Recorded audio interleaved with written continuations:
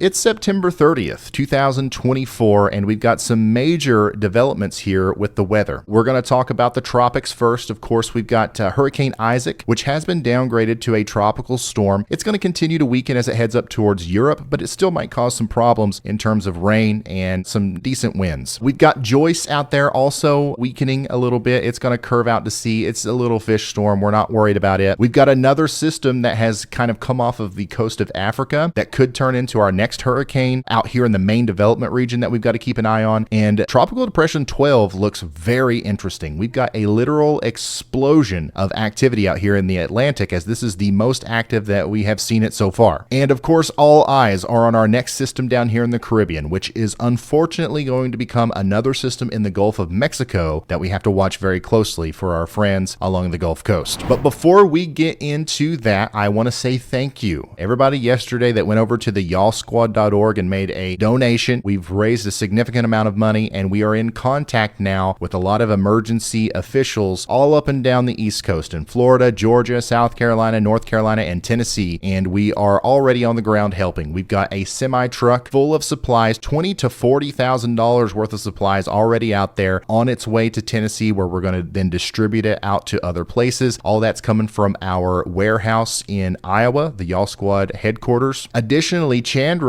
yesterday went to West Virginia and bought literally every Starlink panel in West Virginia, and today she's getting on a plane and taking those to Asheville, North Carolina, giving them to the local officials so that they can set up reference points to communicate with each other, and of course give people at shelters and different places like that the ability to connect with the outside world, because people are still in the dark out here, and it might be months before these people get water, power, or internet. So we're doing everything we can to provide a little bit of connectivity for them. And once again, we wouldn't be able to do that or anything else that we're going to do without you going over to the y'allsquad.org and making that tax deductible donation to our 501c3 nonprofit organization. Thank you so much for giving us this opportunity. But of course, we do have to keep looking into the future. And once again, I said Tropical Depression 12 was looking quite interesting, and it's because this is going to end up being one of the most eastern storms to ever form this time of year that actually becomes a major hurricane. This is going to become a Cat 3 or higher as it goes to the west. The good news right now is that the path doesn't look to impact anyone. It looks like this is going to curve out to sea. It might not even cause any problems for Bermuda. So we are really hoping that this is going to be a big time fish storm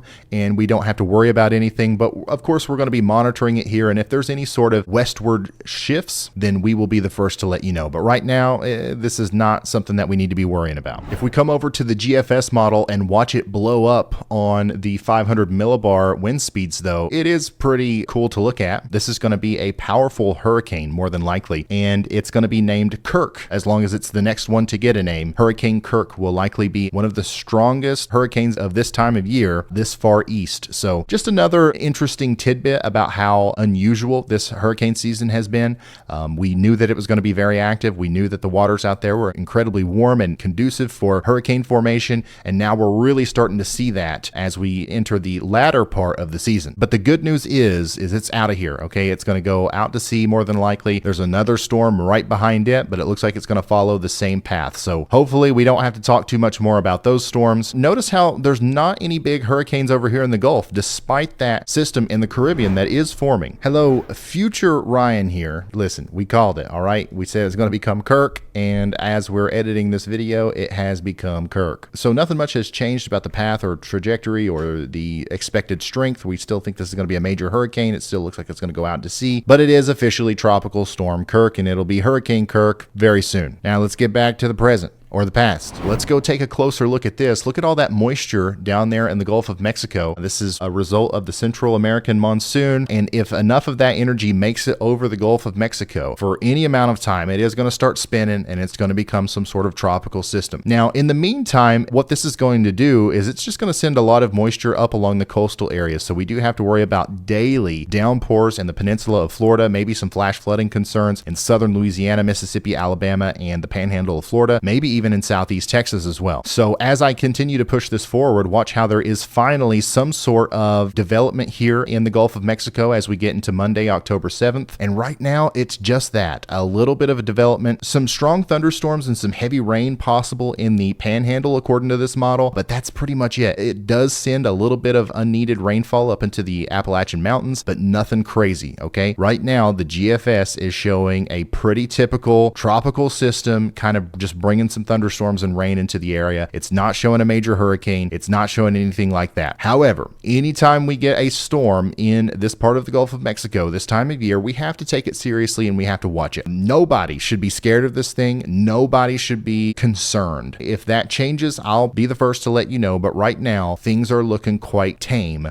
with our next system. It could change, but right now, let's just not ring the alarm bells just yet.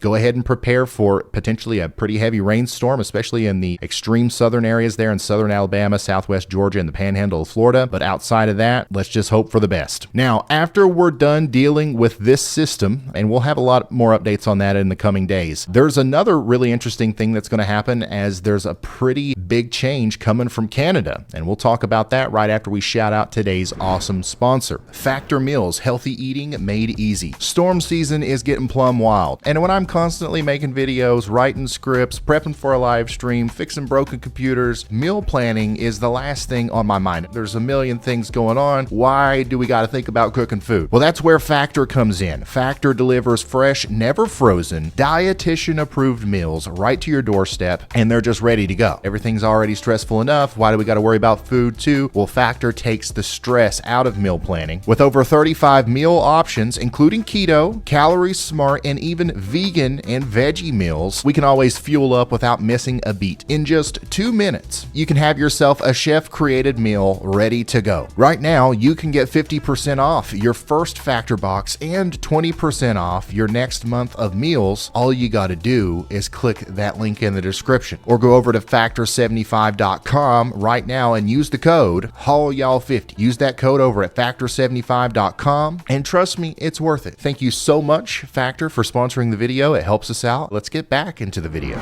Okay, super huge shout out to them for sponsoring the video. It's always a good thing whenever we have a sponsor here. So yeah, look at all this rain coming up into the coastal areas of the Gulf. This is associated with our next tropical system. This is showing a weak tropical depression at most, not a hurricane. There's a chance that it could be stronger than that, but we're hoping for the best here, and we're not creating any sort of hype around the fact that this could be the next Helene, because no, it won't. Don't be scared. Be prepared. I will let you know if there's any changes there. Now, once we're done with that, there's going to be some lingering rain in the southeast, and unfortunately, this might add a little bit of some problems to the flooded areas, especially where the ground's still super saturated, but I don't see any major flooding concerns associated with this leftover rain here. It's just something that we need to watch for maybe some additional flooding problems. But the rest of us are going to be in a really quiet pattern for the next week or so. It's not going to be doing much of anything at all. We are going to start to see a little bit of a ridge form in the west, which is going to make things quite warmer. But for the most part, severe weather is off the table, at least until we get that big looming threat from Canada that I was talking about before the break. This is essentially just going to be a couple shots of cold air. Winter is really trying to show up. We are in that classic fall battleground where we get these big troughs coming in. It looks like that's going to start around the middle of October. And what that's going to bring about is potentially some snow. Okay, we're going to really have to talk about snow up here in the Great Lakes region as early as October 14th.